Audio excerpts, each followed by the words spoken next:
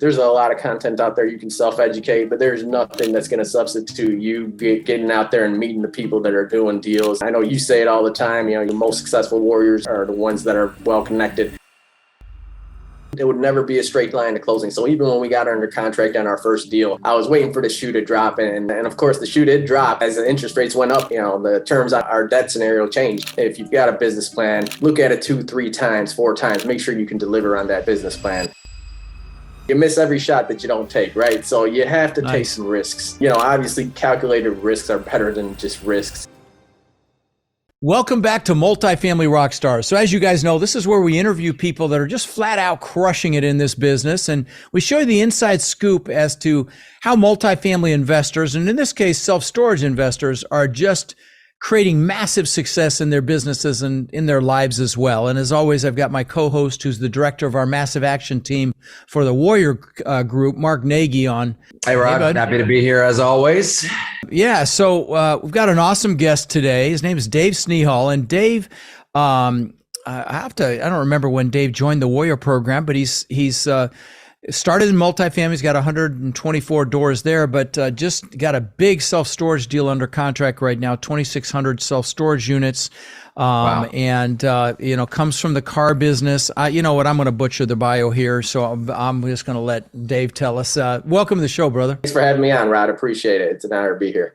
Thank you. So yeah, just to kind of get into my background, I worked with WorldCom in 2002, and actually was there for about 3 years. 2002 is actually when I was let go, and that was an epiphany moment for me where I took a few months off, got a pretty good severance package for them, so it gave me some time to kind of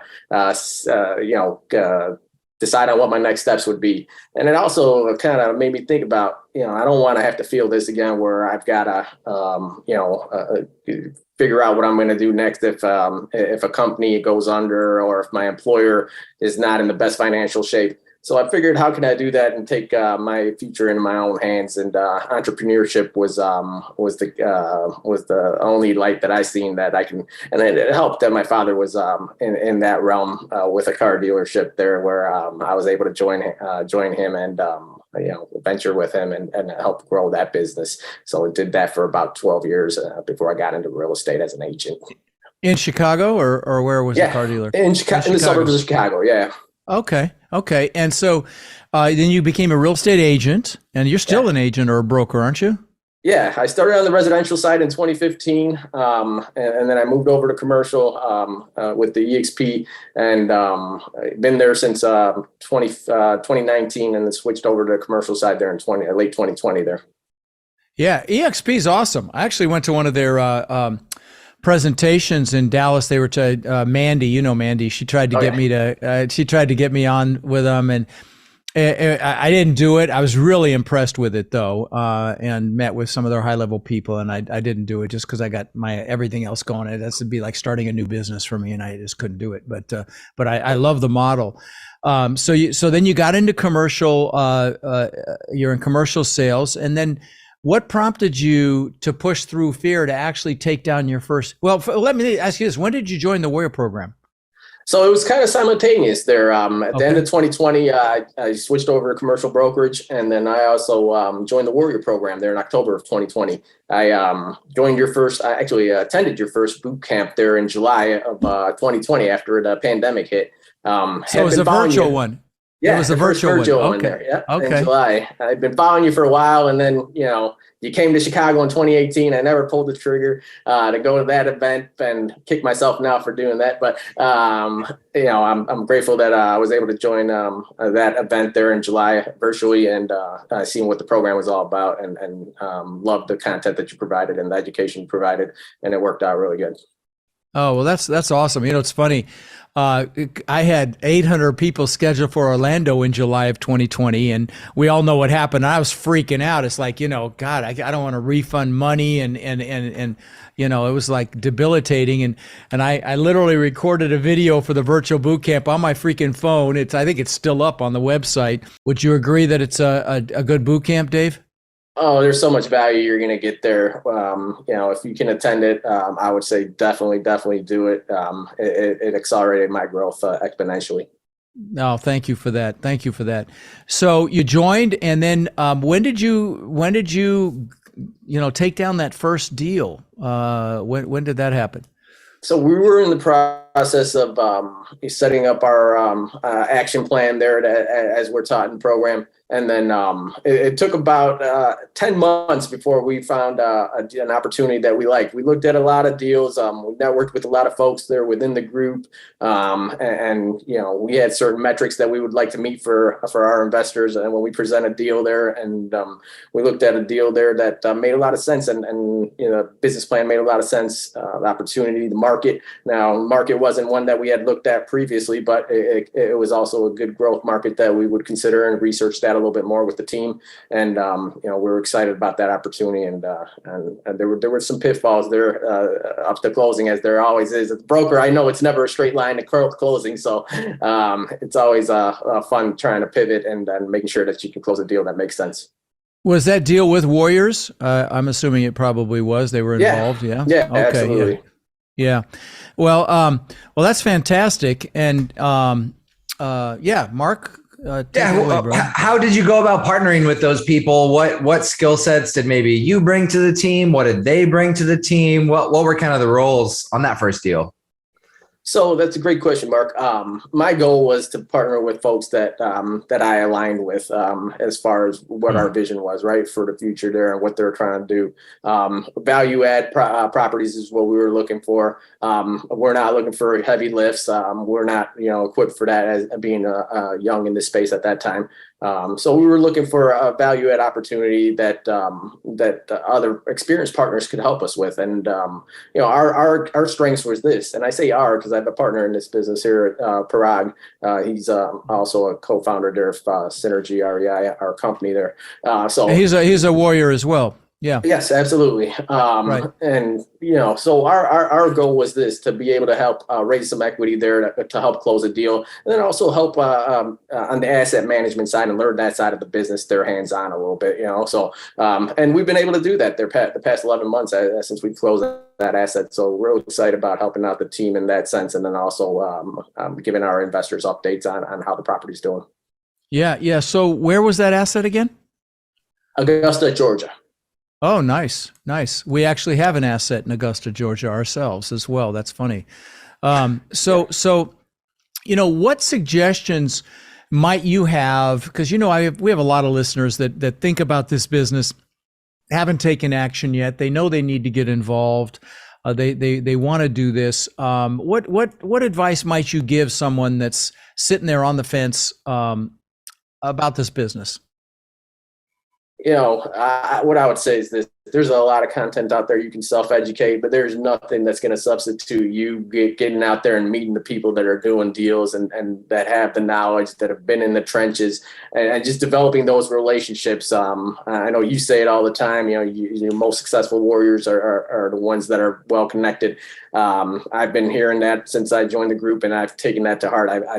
If I can at all try, I don't miss an event, a boot camp there to attend, because I meet so many great people. And my focus is always, quality over quantity, because, when we go to those events, you meet a lot of people, and, I try to spend at least a good amount of time with folks and network and get to know them a little bit, instead of just, getting 100 business cards.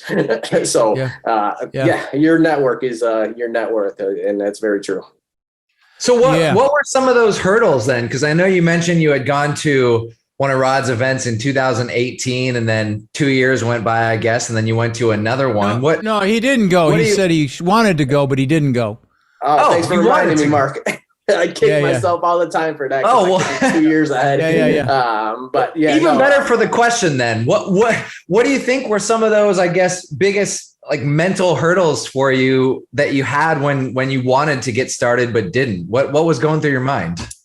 For me, it was I'd been to some real estate events before, and they were high pressure sales, and sign up for our program, and I was kind of weary of folks that were holding events, and it was just something that I was like, I'm going to follow this guy. I'm going to, kind of see how he is. What I loved about Rod was the mindset piece. I'm real big on the mindset piece. And, Rod, as you join the Warrior program, he sends you books. And now I'm a reader. I wasn't an avid reader, but now I'm a reader. And I've always got Audible on in the morning. They're doing my miracle morning routine there, thanks to Rod there. So, just the growth that I've been able to experience since joining the group has been exponential in my personal life and professional life as a broker and as an investor. Well, I appreciate that. That's awesome. By the way, guys, if you're listening and you have an interest in checking out the Warrior program, to apply, you text the word crush to 72345. And, we look you over, you look us over. And if it's a fit, it's a match made in heaven, because my Warriors are killing it. Again, text crush to 72345 to apply. Oh gosh, and you'd said something just now that I wanted to circle back on. I lost it. Mark, go ahead and ask your next question. Well, let's talk about the next deal. I know you're doing 2,600 plus self-storage units that you're closing on here soon. What do you think are kind of the pros and cons of self-storage versus multifamily? How did you even get into this? Was it presented to you? Did you go out and search for self-storage? Tell us kind of about the story of this deal and what you've been seeing are the pros and cons. No, that's a great question. So it goes back to networking, and I'm just talking to folks that are in the space there, and I've always had an interest in it. What I like about self-storage is it's a little bit less management intensive than multifamily. I love multifamily as an asset class, of course. Excuse me, it's a lot less management intensive. I was being nice. All right. No, and the game plan on that portfolio there that we're closing on this month, later this month, will be to automate a lot of the operations. So yeah, Rod, you're right. A lot less management intensive. So it's very attractive in that sense. I mean, and there's a lot less institutional players currently in self-storage, right? Whereas multifamily is heavily saturated with institutional investors, right? And so those are just two of the high level things that I really like about self-storage, and I've been following it, and we have some folks in the group that focus on that, and I talked to them and expressed some interest in that, and we were able to link up and find a good opportunity. We've got Warriors that I'm sure, I know who you're talking about, probably Powell and Jens or whatever. These guys are doing a ton of self-storage. They're killing it. They're exemplary Warriors. So, the thing with self-storage though is you're not going to get the huge value add bumps that you get from multifamily. So there's a trade-off. I mean, it's a much more stable asset. Really, honestly, believe it or not, I think it's more institutional than multifamily, but from a investment standpoint, it's more stable, which institutions typically like, which is surprising. I was not aware that they didn't have a big level of interest in that asset class, but that's interesting to hear. I really don't know much about it at all, and I should learn it. Scott, my partner, has done a gazillion dollars worth of self-storage, so I should actually bend his ear about it. But I find anytime I dilute my focus, everything suffers. So I stay in my lane as much as I can. But let me ask you this: getting into this business in general, were there any epiphanies for you? Any aha moments? Like, okay, now I freaking get it. Anything come to mind when I asked that question? As a broker, it came down to, it would never be a straight line to closing. So even when we got under contract on our first deal, I was waiting for the shoe to drop, and of course the shoe did drop as the interest rates went up in March last year as they did their first rate hike, and the terms on our debt scenario changed. So we had to go back to the drawing board and find a better debt terms to make that deal work. So we were able to do that in the end. But it was a lot of nerve-wracking phone calls back and forth between partners and also lenders and brokers. And that's something that, like I said, you can't replace that kind of experience without going through it and really just kind of being in the trenches and progressing through it. And you had a lot of support, obviously, with the team you're involved with, which is huge. Yeah. Now, do you think that deal wouldn't have worked if you weren't able to get new debt? Would it have just been less cash flow? What do you think would have happened? No, we had hard earned money up, a substantial amount of it as well, and we were in jeopardy of losing that money. So there was a lot of uncertainty on how we were going to move forward if we weren't able to get the right debt for that property. So it was a painstaking moment there. Actually, a painstaking week or two there that we had to pivot. Yeah, that's okay. You get a little uncertainty, you get a little fear in this business. That happens. And I was just going to ask you to share a war story, but that you just did. So, one thing you mentioned when you were saying nice things about the Warrior program, you said that it's helped you on a personal level. Can you elaborate on that a little bit? Yeah, I mean, so my focus has also been on, being a better communicator, being more intentional when I spend time with my family, and just being more present, right? Don't be on your phone. Just simple things that sometimes we take for granted. Just value memories over things, right? And creating memories, that is, instead of just, oh yeah, I got to have this, or I'd be great if I could have this. And it's great to have things. Don't get me wrong, but just really center yourself and understand what's really important as we have a finite time of I spent a lot of time on that in my boot camps and in warrior trainings, just because it's more important than the money. Honestly, it is. And my next question I was going to ask you, which ties into something you said. You said my love language is gifts, and I give lots of gifts, lots of books, and one of them, of course, is Hal Elrod's book, The Miracle Morning, you mentioned, which is an extraordinary way to start the day. By the way, I got a cold plunge.